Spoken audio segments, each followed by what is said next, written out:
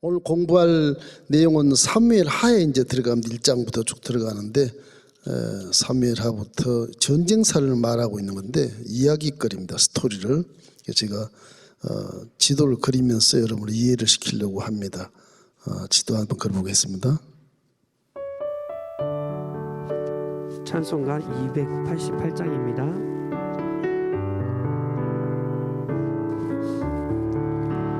예수를 나의 구주 삼고 성령과 피로써 거듭나니 이 세상에서 내 영혼이 하늘의 영광 누리도다. 이것이 나의 간증이요 이것이 나의 찬송일세. 나 사는 동안 끊임없이 구주를 찬송하리로다. 사무엘 하에 대한 내용은 뭐냐? 사무엘 상에서 다윗도 수많은 그런 전쟁을 해서 이겨서 사울 왕은 천천히인데 다윗은 만만인지라 그렇게 여인들이 노래를 부르니까 다윗이 왕위가 이제 침탈될까봐 사울이 다윗을 죽여야 되지 않습니까? 계속 다윗이 피해가고 죽음을 무릅쓰고 하다가 두 번이나 사울 왕을 죽일 수 있는 기회도 안 죽이고 기름 부음 받을 내가 그 사람을 내가 손으로 죽일 수 없다. 그래서 안 죽이잖아요. 다윗의 하나님이 기뻐하는 그 마음이 그겁니다. 용서는 모르겠는데 아직은 구약 시대에서는 다윗을 죽일 수 있는데 하나님이 기름 부음을 받았기 때문에 내가 저를 판단도 못하고 죽일 수 없는 거예요. 다윗의 믿음 속에는. 근데 인류라고 하는 것이 하나님을 떠난 인류는 모두가 다 물고 찢고 싸우고 죽이는 피나는 전쟁에서 6천년 동안 해온 것이거든요. 그리고 다윗은 하나님을 믿는 그런 믿음을 가지고 피나는 전쟁을 해도 기름 부은 자를 절대 손대면 안 된다. 그건 저주받는다. 이걸 이제 마음속에 신학적으로 딱 갖고 있어요. 다윗이. 왜냐하면 다윗은 이렇게 장군의감도 아니고 그렇다고 본처 자식에서 이렇게 이세 아버지 밑에서 사랑받는 자도 아니고 요셉처럼 사랑이라도 받았으면 좀 다윗이 힘이 날 텐데 그런 것도 없어요. 서자 출신이라. 양치는 목동이라. 형들은 다 군대 가서 장교를 하고 있는데 출세할 여부도 전혀 없어요. 근데 하나님이 다윗을 기름 부어서 왕을 시키라 그러니까 사무엘 선지자가 이 구약의 첫 번째 사무엘 선지자가 기도해서 하나님이 기름 부은 게 이제 왕으로 딱 이제 기름 부어 놨거든요. 다윗은 외지에서 이렇게 쓸쓸히 있었기 때문에 하나님이 내 아버지시고 하나님이 나를 도와주시기 때문에 그 신앙이 형들하고는 전혀 달라요. 깊이가. 서름도 많이 당하고 인정도 많이 받지 못하고 그 키도 적지 얼굴은 뻘겋지 형들하고 얼굴이 전혀 다르지. 계속 이세 아버지도 다윗을 별로 안 좋게 생각해서 사무엘 선지자 갔을 때 형들 다 기도해 준대. 사무엘 선지자가 기름 부을 자가 없다. 또 아들이 없냐? 그러니까 둘이 가서 있는 목동을 데려온 게 그 아들이라. 이름 형들처럼 키도 장성하지 않고 얼굴이 뻘개가지고서 성경이야 나중에는 준수하고 아름다웠다는 말이 나오지만 하나님도 기름 부음 받으면 그렇게 아름다워지는 것이거든요. 그런 다윗의 믿음과 형들의 믿음은 천양지차가 났다. 그러나 이를 고사하고라도 인류는 피나는 전쟁사에서 물고 찢고 싸우고 죽이는 일에 열심을 다해왔거든. 이 구약시대의 전쟁사는 마찬가지예요. 가문이 서로 가문이 죽이고 그래요. 동전 이런 동족을 말살시키는 그런 기가 막힌 일들이 많이 일어나요. 형제를 죽이고 지가 왕이 되려고 그러고. 사람이라는 것이 참 잔악하고요. 무도합니다. 하나님을 떠난 사람은 이 마음속에 하나님 믿지 않기 때문에 현실 물질 세계에서 남의 걸 빼앗아서 내 나라를 취하고 남과 전쟁을 해서 많은 전리품을 가지고 자기만 잘 살려고 하고 그런 생각만 하거든요. 원하는 것은 우리가 성경을 공부하면서 우리도 다윗처럼 하나님 마음에 합한 자의 마음을 가지고 살면 하나님이 믿음으로 승리하게 하신다. 결론은 그건 겁니다. 결론은 그겁니다. 사무엘하에 들어가서 1장부터 5장 사이에 있는 얘기가 전부 전쟁사의 스토리예요. 그걸 1장씩 하다 보면 시간만 걸리고 별 의미가 없어요. 6장부터는 좋은 의미가 있지만, 그래서 이게 전쟁사에 대한 걸 제가 말씀드리려고 그래요.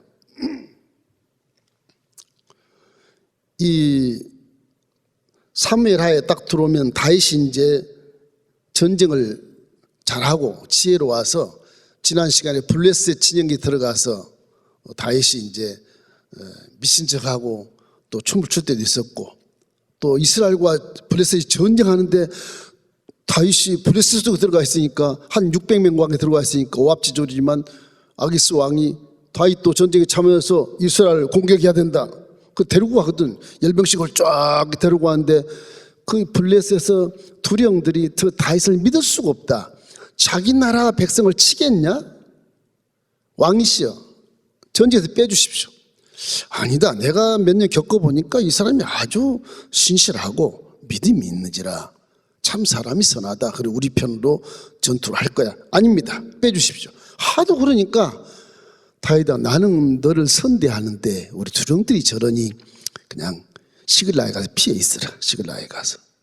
다윗이 시글락에 살았거든요. 이 부솔신이라고 하는 것이 이 에글론 이 골짜기로 이렇게 부솔신이 가요. 맨 밑에 신입니다. 이게 부솔신인데, 부솔 신이에요. 이 위에 시글락 여기가 있어요. 시글락 좀 미칩니다만 남부에 있어요. 시글락. 그래서 블레셋 사람과 주로 전쟁을 많이 하는 곳이 이 골짜기가 있어요.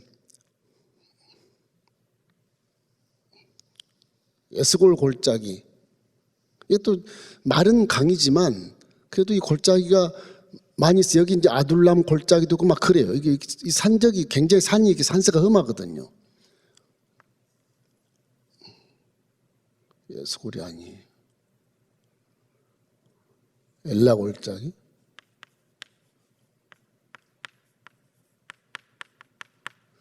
그 다음에 위에가 기브아 쪽으로 이렇게 나와 있는 건 조그만 뭐 물도 안 흐르지만 이 골짜기가 오늘 르비딤,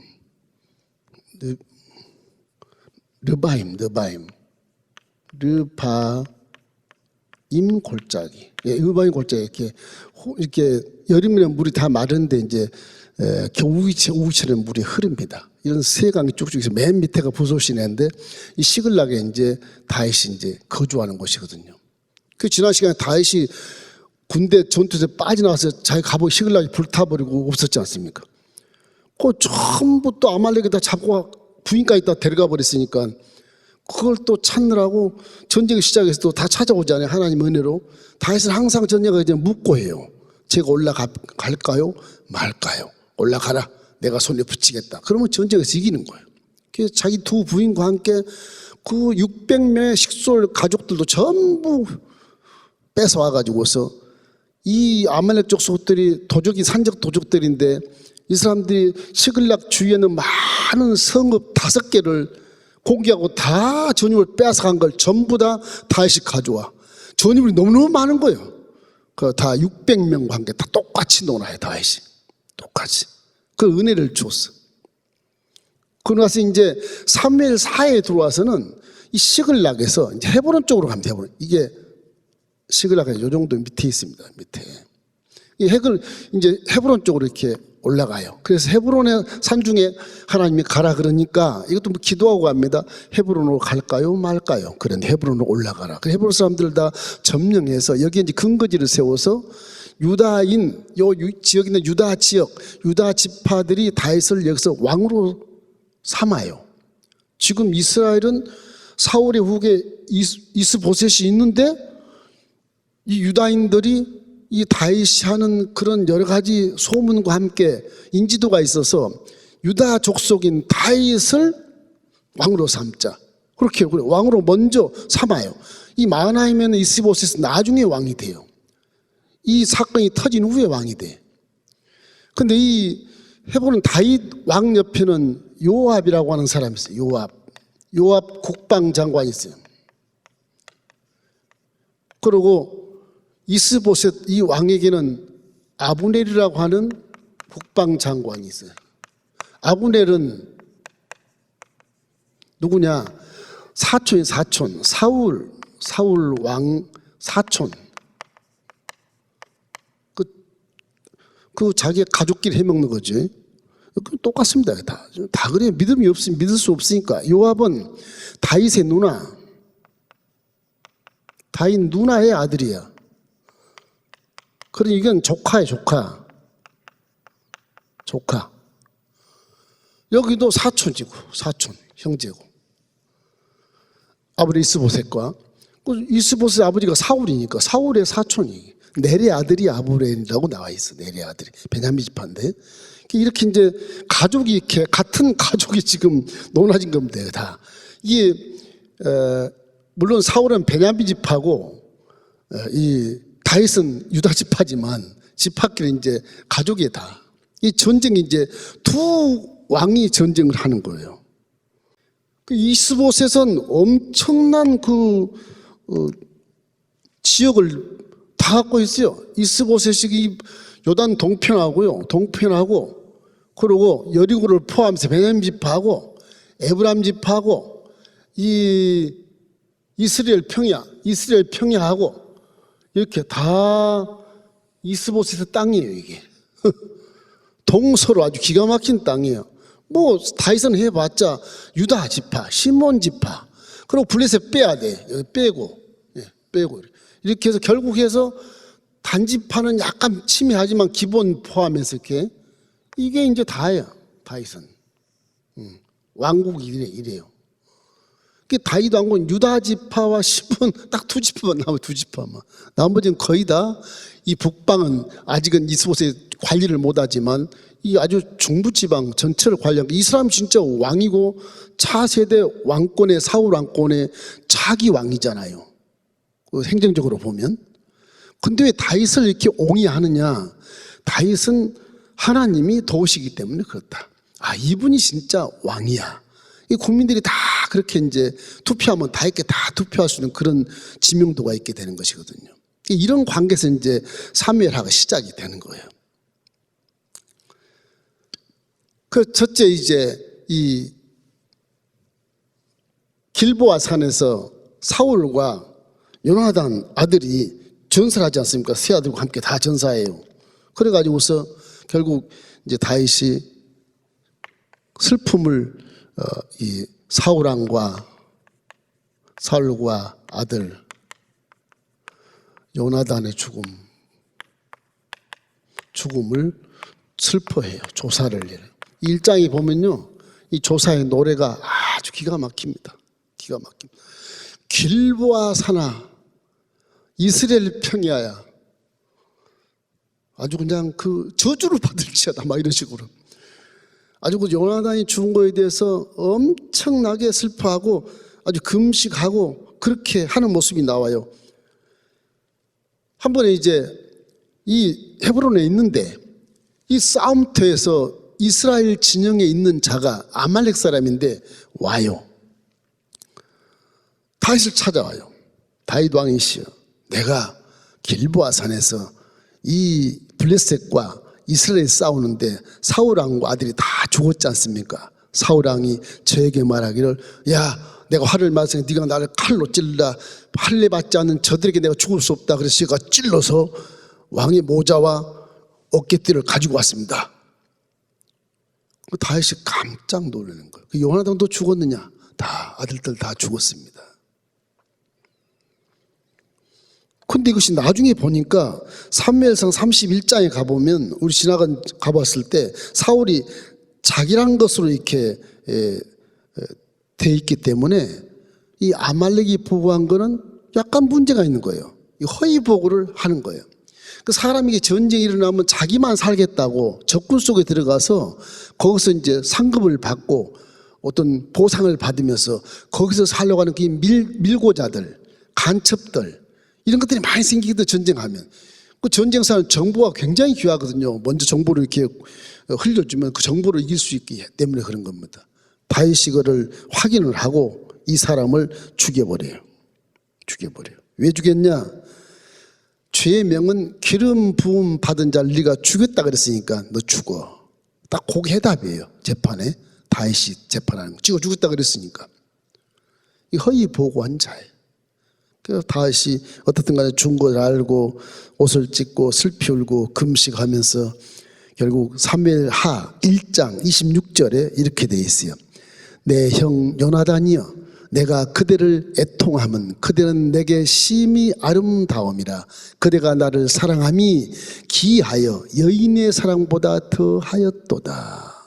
사울의 왕 아들인 요나단 큰아들은 다윗보다 나이가 많아요. 몇 살이 많지 안 나와 있지만 거의 대등한 나이였어. 두세 살 차이가 같아. 근데 이 요나단이 얼마나 다윗을 옹이하고 아빠가 다윗 사이에서 다윗을 살리는 일에 아주 충성을 다하고 아빠에게도 효도를 다 하는 그런 요나단, 기가 막힌 사람이다. 신앙과 부모를 경외함에 있어서 아주 지혜로운 자, 죽음을 무릅쓰고 아빠와 함께 전쟁에서 죽어버리기도 하고 충성하기도 하고, 아빠가 다윗을 죽이려고 그러면 그건 하나님 법에서 안 돼. 그래서 몰래 가서 다윗에게 피해라. 그래서 살려주는 아주 그 신앙을 가지고 불신자와 신자 앞에서 어떻게 중간에서 이거를 잘 조정해야 될 것인가를 요나단에게 우리가 배울 수 있지 않습니까? 불신자와 신자의 관계에서 가족이 이렇게 분란이 되면 그 중간에서 아주 지혜롭게 해야 돼. 원래 사울 왕도 처음에 야훼를 믿었지 않습니까? 기름 부음 받아서 왕이 됐고 변질이 된 거죠. 교만하게 되고. 이래서 요나단의 이런 죽음에 대해서 다윗이 울고 금식하고 옷을 찢고 그 금식을 했다. 그래서 사무엘하 18장부터 쭉 이제 그 조사의 노래를 들어보면 아주 그 노래가 문학적으로 심리학적으로 심금을 울리는 그런 노래예요. 이 시간이 나면 한번 읽어보시고, 길어요. 이게 길어서 1장이. 그 이제 여기서 이제 기회주의를 찾을 수 있어요.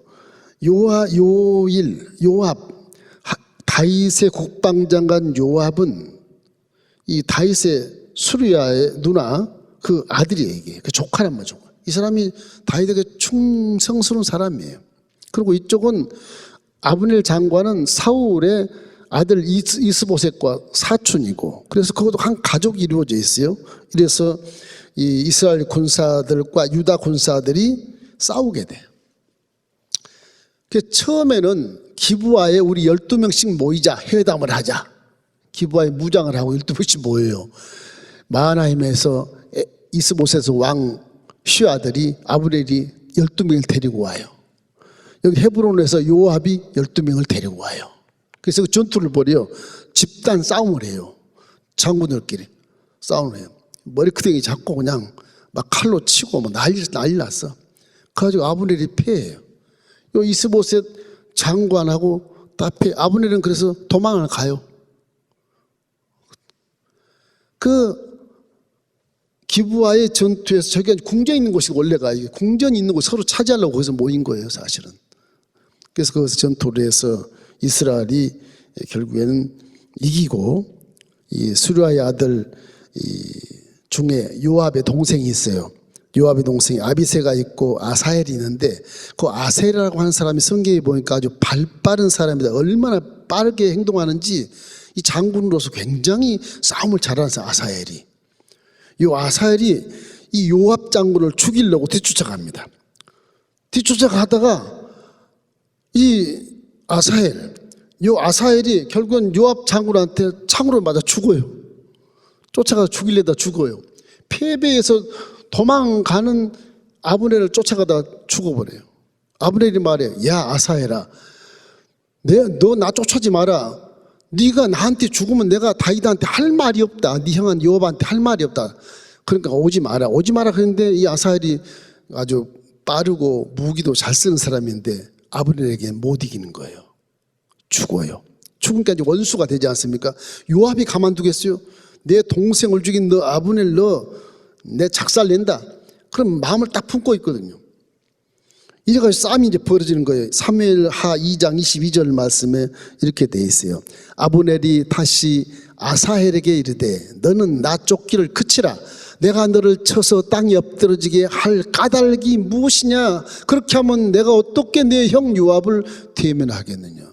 중요한 말을 하는데도 아사엘은 충성심을 가지고 내 왕 다윗이 이스라엘 통일왕국의 왕이 돼야 돼. 저때 적의 군대 장관을 죽이려고 쫓아갔는데 대신 죽어버린 거예요. 이 일이 일어나고 나서 이제 2장에 들어가서 결국 다윗이 헤브론으로 입성한 지 7년 반을 통치하는 거죠. 7년 반. 그래서 헤브론에서 왕을 7년 합니다. 다윗이. 그 두 아내가 거기 있고요. 유다 사람들의 외치는 소리를 듣고 왕이 딱 옹립을 하게 돼요. 사무엘하 2장 11절에 그런 말씀이 있어요. 다윗이 헤브론에서 유다 족속의 왕이 된 날 수는 7년 반, 6개월이다. 이제 그 시기를 딱 정해놓고 이제 있을 때 길르앗 야베스 많이 들어보셨죠? 요 마하나임 위에 북방에 길르앗이라고 하는데 길르앗 야베스라고 그래. 야베스 사람들이 중요한 일을 했어요. 지나치게 얘기한 것 같은데 길보아산에서 죽었던 이 사울과 요나단과 아들들이 다 요 벳산 성벽에 벳산 성벽에 시체로 걸려 있어요. 그 소리를 듣고 야베스 사람들이 여기를 가가지고서 시체를 가지고 와요. 한밤중에. 그래가지고 여기 와서 장례를 치네. 7일 동안 애국을 해줘요. 요 내용을 다윗이 들어요. 다윗이 여기서 들어요. 헤브론에서. 그 길라 사람들아 너희들이 참 착한 일을 했으니 복을 받을지라. 그러면서 자기가 왕이 된 것을 전가를 시켜. 내가 헤브론에서 왕이 되었느니라. 바로 밑에가 지금 마하나임의 이스보셋 왕이 지금 왕인데 그 야베스 길르앗 야베스 사람들이 다윗의 편이 되는 거예요. 칭찬해주고 너희들이 사울에게 은혜를 받아서 사울을 장례를 잘 해줘서 고맙다. 그러고 이제 축복을 해주는 것입니다. 근데 이제 3장에 가서는 아브넬과 이렇게 이상한 일을 벌려요. 이 아브넬 장관, 국방장관이 적이잖아요, 적. 근데 이 아브넬 장관의 권세가 어마어마해요. 권세가 왕을 능가해요. 그래서 이 아브넬이 이스보셋을 업신여길 정도로 능가해요. 성경에 그게 나와요. 왜 그러냐면 한 번 이랬었어요. 아브넬이 이스보셋 아버지 사울 왕의 첩이 하나 있어요. 첩이 있는데 아브넬 장관이 그 첩과 통관을 해요. 그게 이제 왕이 알았어. 이스보셋이 너 아브넬 너야. 사촌이죠. 너는 왜 내 아빠의 첩과 통관했느냐. 그러니까 이 아브넬이 막 얼마나 권세가 셌는지 무기를 든 국방장관이니까 이스보셋은 꼭두각시라 이게. 나라가 안 되는 거예요. 이 국방장관이 왕을 꼭두각시면 나라가 망하는 거예요. 이게. 왕을 추대해야 되는 거고 왕을 신임해야 되는데 그래서 이제 이 사무엘 하에 보면 3장 8절에 이렇게 나옵니다. 3장 8절 함께 읽겠습니다. 아브넬이 이스보셋의 말을 매우 분하게 여겨 왕인데 분하게 여겨 내가 유다의 개의 머리냐 내가 오늘 당신의 아버지 사울의 집과 그 형제와 그 친구에게 은혜를 베풀어 당신을 다윗의 손에서 내주지 아니하였거늘 당신이 오늘 이 여인에게 관한 허물을 내게 돌리는도다. 자기가 왕이 되는 거야 이게. 국방장관이 왕한테 저렇게 말하는 거예요. 왕이 기가 막히지 않겠습니까? 그 왕을 꼼짝 못해 그래 왕이. 그 정도로 아브넬이 이 이스보셋의 전 지역의 국방장관으로서 실세. 이스보셋이 저런 허물을 돌리니까 아브넬이 이제 기회주의자가 되는 거예요. 그래서 다윗과 함께 빅딜을 하는 거예요. 무슨 빅딜이냐? 내가 요 이스라엘 전역을 다 백성들과 합해서 당신에게 주겠어. 당신에게 주겠어. 나를 그래서 국방장으로 세워주십시오. 이런 얘기죠, 이제. 그래서 이제 아브넬이 20명을 데리고 다윗을 찾아와요. 사무엘하 12절로 13절 3장 10절 읽겠습니다. 아브넬이 자기를 대신하여 전령들을 다윗에게 보내어 이르되 이 땅이 누구의 것이니까 또 이르되 당신은 나와 더불어 언약을 맺사이다. 내 손이 당신을 도와 은 온 이스라엘이 당신에게 돌아가게 하리이다. 하니 다윗이 이르되 좋다. 내가 너와 함께 언약을 맺거니와 내가 내게 한 가지 일을 요구하노니 나를 보려 올 때 우선 사울의 딸 미가를 데리고 오라. 그리하지 아니하면 내 얼굴을 보지 못하리라. 이 전령이 그게 편지를 띄웠어. 미가를 원래 본처잖아요. 근데 발디엘에게 그 장인이 사울 왕이 뺏어가지고 줘버렸어. 그냥 다윗을 뺏어가지고 미가를. 다시 맨날 도망다니니까 뭐 같이 살 수도 없고 그래서 그랬는지 몰라도 사울왕이 뺏어서 발디엘에게 줘버렸는데 이제 발디엘이고 이스라엘이 있으니까 네가 나한테 오거든 아브넬아 미가를 찾아서 데리고 와라. 그 사람은 나와 정혼한 자니라. 그렇게 얘기하면서 데려와. 그래서 이제 20명하고 미가를 데리고 와요. 데리고 와서 어디로 오냐? 여기서 이 마하나임에서 헤브론까지 와요. 헤브론까지. 그래서 적군의 왕한테 적군의 국방장관이 20명과 함께 회담을 하러 오는 거예요.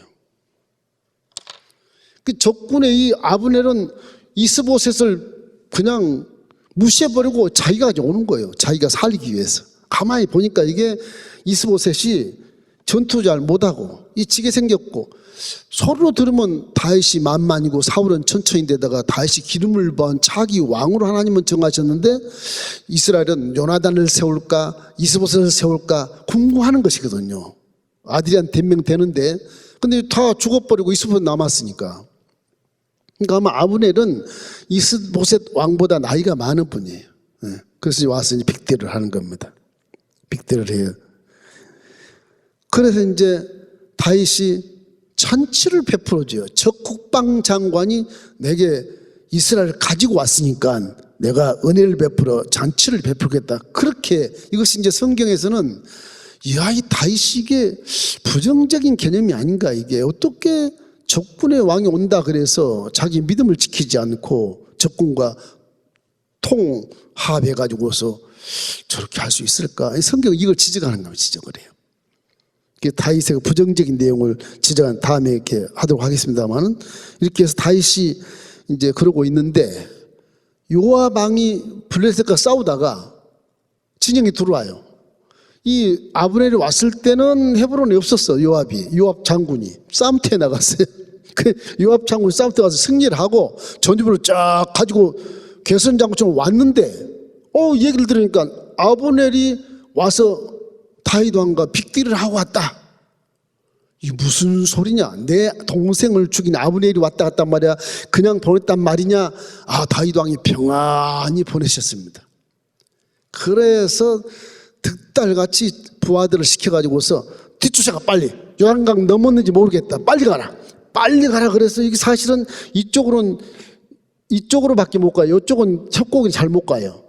이 사해 북방에는 서쪽이 협곡이고 사해 남방에는 이 동쪽이 협곡이에요. 이쪽은 차도 잘 못 다녀요. 이쪽은 그래도 다녀요.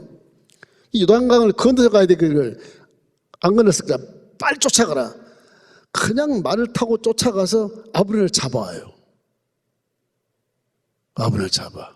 그래가지고 요압이 아브넬을 어스간고로 데리고 가서 비밀 말 좀 하자. 그리고 칼로 찔러 죽여버려.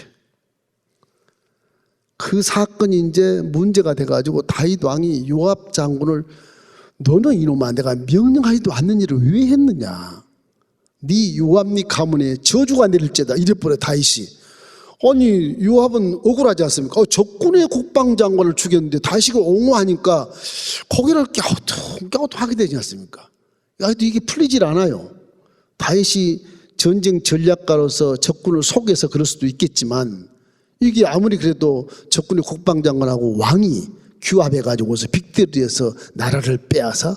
이건 아니지 않냐. 적군이 왔으면 죽을지도 모르는데 어떻게 장군도 없는데 국방장관도 없는데 저렇게 불려들여가지고서 저렇게 했는가. 이거에 대한 그 궁금증이 굉장히 많습니다. 이것이 하나의 다윗의 그 부정적인 그런 내용인데 어떻든 간에 다윗이 진노를 해요. 요압에게 막 그냥 저주를 내리고 막 퍼붓고 그러고 나서 아브넬의 시체를 그 베들레헴 헤브론에 이렇게 그래 아브넬 적군의 국방장관 묘가 지금 여기 헤브론에 있습니다.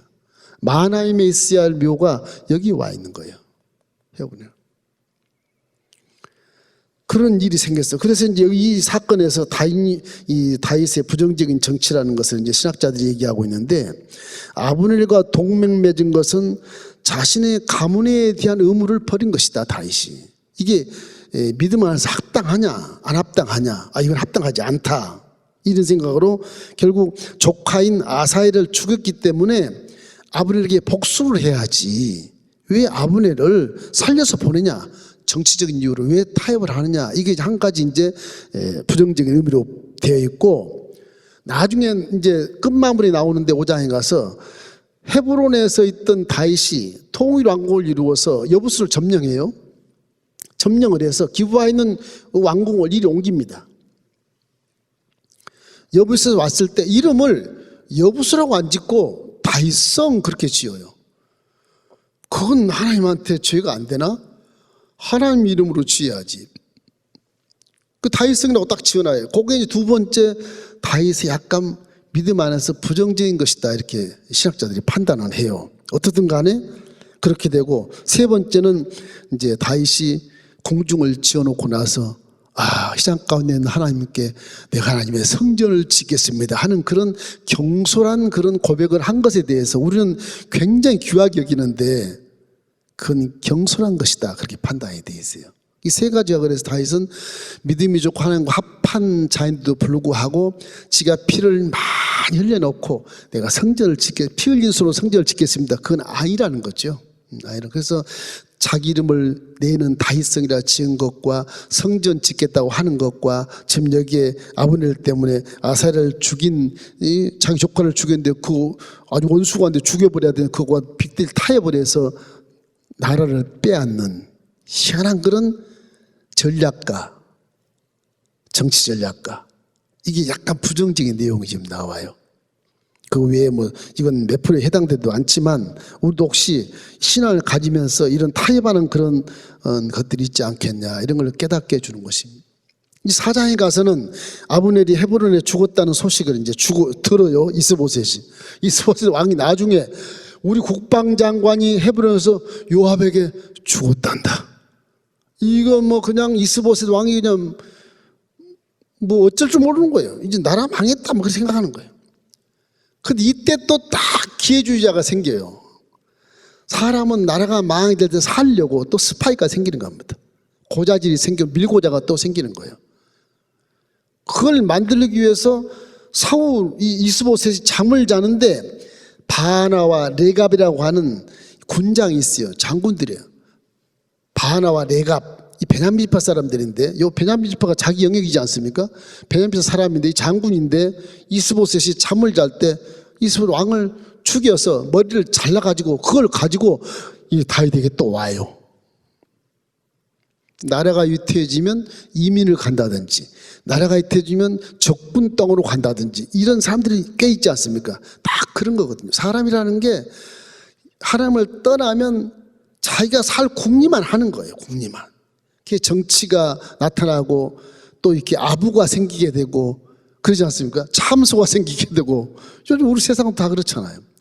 지금 전쟁통이에요, 전쟁통. 우리 세상도 자기가 살라고, 자기 사업이 살라고 스파이를 집어넣어서 비밀을 빼오고 기술을 빼오고 다 그렇지 않습니까? 그런 것들이 이제 똑같은 현상이 벌어진 거예요. 믿음 안에서도 그런 것이 있을 수 있다 하는 것을 경고하는 겁니다. 그래서 이스보셋 왕, 이스라엘 왕 밑에는 부하들이 다 이렇게 기회주의자, 밀고자로서 한탕하려고 하는 이런 것들이 있기 때문에 나라가 망하는 거죠. 그 지주자들은 애국심을 반드시 가져야 돼. 우리나라 지주자들도 애국심을 반드시 가져야 됩니다. 애국심을 안 가지면 한탕 해먹고 그냥 망명해버리면 그만이에요. 그렇거든요. 그래서 기회주의자가 많다, 이 세상에는. 왕도 머리를 잘라가지고서 적군 왕에게 가서 내가 머리를 잘라왔으니 나를 보상해 주십시오. 다윗이 그걸 알고 이놈 두 놈들 다 죽여버려. 그래서 그 사람들을 이 헤브론에 있는 아브넬 묘, 적군의 아브넬 장관이 여기다 묻었지. 헤브론에. 헤브론 아브넬 장관의 그 묘에 함께 묻어줘. 그런 게 성경에 쭉 자세하게 나와 있습니다. 이 헤브론에 세 사람이 함께 장군들이 무덤에 있다는 사실을 성경에서 밝혀주고 있어요.